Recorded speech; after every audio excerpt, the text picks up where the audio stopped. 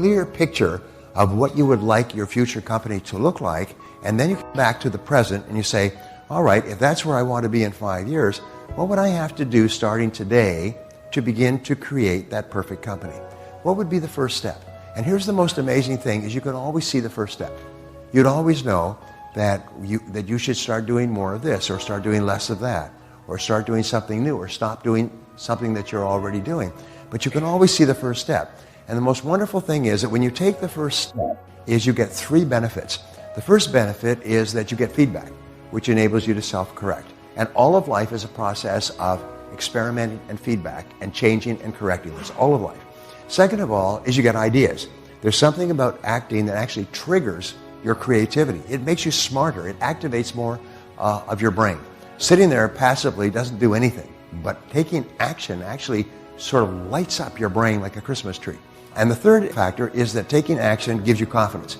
Your self-confidence goes up. Is the more actions you take in the direction of your goals, the more confidence you have, the more creative you are, the more energy you have, the happier you are. You feel like you're in control of your life. You feel powerful.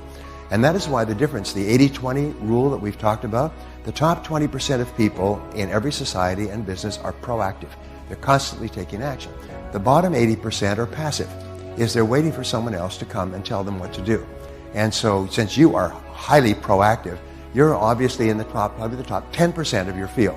And the people in the top 10% are the ones who enjoy all the rewards. Be very clear about this fantasy and then take the first step. And you always know what the first step is. Well, the first step is always the hardest.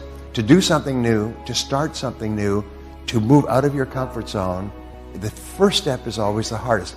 But in skiing, you have to work very hard to get yourself up to the top of the slope, and then you push off, and then the natural momentum starts to carry you, and you go faster down the slope. Well, taking the first step is the same as pushing off. Once you take the first step, you kind of break the inertia that's holding you back, and you start to move faster towards your goal. Now, when you take the first step, the most wonderful thing is you can then see the second step, and then you can see the third step, and you can always see one step ahead. And the difference between winners and losers in business and in life is winners take the first step. Everybody wants to be rich and successful and happy and healthy and have a great family relationship and live forever. People say, oh, these are my goals, as if you're unique. Everybody's got the same goals. The only question is some people take the first step, and then they take the second step, and they take the third step, and they keep getting feedback and ideas, and they fail, and they fall down, and they pick themselves up, but they're intensely action-oriented. If there's one thing about top people like yourself, is they're action-oriented. How do I know that you're action-oriented? It's because you're here. You had to go through a lot of time and trouble and inconvenience to be here today, which means that you're action-oriented people. That is the highest praise that you can say to a person. Most people, the bottom 80%, are passive. So the first question we do is wave a magic wand and say, if your business was perfect in 5 years, what would it look like? Now, Peter Drucker, the management guru, had this wonderful observation. I love Drucker. He said, we greatly overestimate what we can do in 1 year, but we greatly underestimate what we can do in 5 years. And so if your job is to create a great company with absolutely excellent products and services, great reputation, good people, high sales, great profitability, wonderful place to work, and so on, it's all achievable. It's just a matter of time. All you have to do is do what other companies have done to achieve the same thing. So this brings us back, and I'm looping back again, to the other fantasy that we do. Again, it's a 5-year fantasy or even shorter, is you ask yourself, if you had a magic wand, and you could wave this magic wand, and overnight you could become excellent at any one skill in your business. You could become world-class and top maybe 1% of people in your field. If you could develop any skill within 24 hours, or take a magic pill and wake up the next morning and be absolutely excellent at any one skill, what one skill would help you the most to be more successful in your business? Now, this is one of the great questions, and it becomes a guiding question for the rest of your career. You ask other people this question, you ask your children. If you're as a consultant or an advisor, keep asking people what one skill, one capability, what they call one core competence would help you the most to achieve your business goals. In many audiences, I say, how many people here would like to double their income? And everybody raises their hand. Then I say, what one skill would help you the most to double your income? And you know that most people are only one skill away from doubling their income? They're only one skill away. What I have found is that almost everybody knows the answer to that question. If you don't know the answer to that question, you cannot move ahead. If you do not know the answer to that question, and you cannot focus on that question, then you're stuck in place. Because the only way that we move ahead is by getting better at the most important things that we do. So if you're not getting better, you're getting worse. And so if we're not continually improving in the most important areas, and if you're going to improve in the area that's going to give you the biggest bang for your buck. It's going to give you the biggest impact on your financial life in business. The law of probabilities says that the more things you do in a particular area, the greater is the probability that you will do the right things and be successful. And so if you wanted to double your income, just double the amount of time you spend with people who can buy your services or your products. And so distraction, technological distraction today is killing you. It's destroying your hopes for your future. It's keeping you busy, and at the end of the day, you've accomplished nothing and you're exhausted. According to a recent report, every time that you respond to a new impulse and a new distraction, it burns up of your brain energy. At the end of the day, average person's IQ has decreased by 10 points. That means throughout a distracting day, you get stupider all day long. And by the end of the day, you're just plain stupid. Now, once you have learned this skill, which you will, only one person in the world that can stop you from mastering a skill. Who is that? Always yourself. It's a lack of self-discipline, lack of personal management, lack of control, and so on. Weakest important skill sets the height of your income. Your weakest important skill. In every field, there's 5 to 7 vital skills. Your weakest skill in this little group of skills sets the height of your income and your success. And so often it's one skill that's holding us back more than anything else. And when I say that, everybody knows what I'm talking about. It's the one skill. Usually in business, it's marketing or sales or a combination thereof. Sometimes it's business development, customer relationships, and so on. But we know what it is. The only question is, are we going to sit there passively, or are we going to say, damn, I'm going to learn that skill. I'm going to become very, very good at that skill, whatever it happens to be. And the wonderful thing is that once you learn a skill, another thing happens, is a nickel drops in your brain, and you realize, I can learn new skills.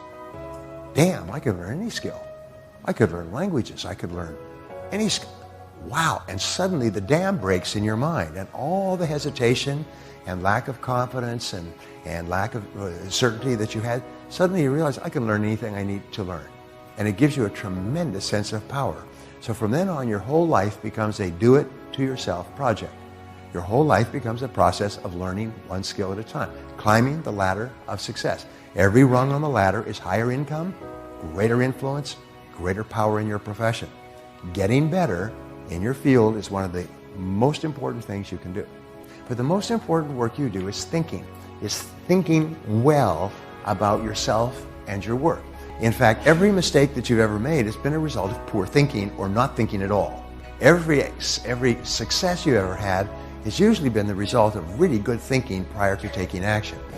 Now, the reason why thinking is so important is that the quality of your thinking determines the quality of your decisions. And it's an interesting observation is that you are where you are and what you are today as a result of the total of all your choices and decisions up to this moment. In every part of your life, from the time you became an adult or before, you've made choices and decisions. The cumulative result is where you are today. Your income, your health, your happiness, your business, everything else. But my great rule, which is quoted all the time, is that it doesn't matter where you're coming from. All that really matters is where you're going. And where you're going is only limited by your imagination. So what you do is you say, forget the past. In the past, I could have done things differently, but I can't change the past, but I can change the future completely by what I do now. So the quality of your thinking determines the quality of your choices and decisions. The quality of your choices and decisions determines the quality of your actions, and the quality of your actions determines the quality of your results. And in business and life, everything is results. Results are the most important single word. Is what results are expected of you? What results do you need to get in order to achieve the goals that you set for yourself? And the ability to be absolutely crystal clear about the results that are necessary is the mark of the leader. And successful people are those who are very disciplined. Is this the very best use of my time? Now, the reason that thinking is so important, aside from the results, is because of the word consequences. What it said was that something is important to the degree to which it has big potential consequences. Something is unimportant to the degree to which it has low or no consequences. And what is the difference between top people and average people? Top people do more and more things that have big potential consequences. Not guaranteed consequences, but potential consequences. Average people spend most of their time doing things that have low or no consequences at all. In other words, if they did them all day long, it wouldn't make any difference. But top people realize there's 2 or 3 things they can do: learning a critical skill, making a critical decision, taking an important action. There's certain things they can do that have enormous potential consequences. I have had experiences where meeting one person at the right time in my career has led to millions of dollars of revenue. And the consequences, I look back and I say, if I had not taken those steps and been assertive and aggressive and traveled and done all those things to establish that relationship, the difference would have been phenomenal. So the great question for you to ask, what are the consequences of what you're doing? And of all things, thinking has the greatest consequences. Quality of your thinking has the greatest consequences of all.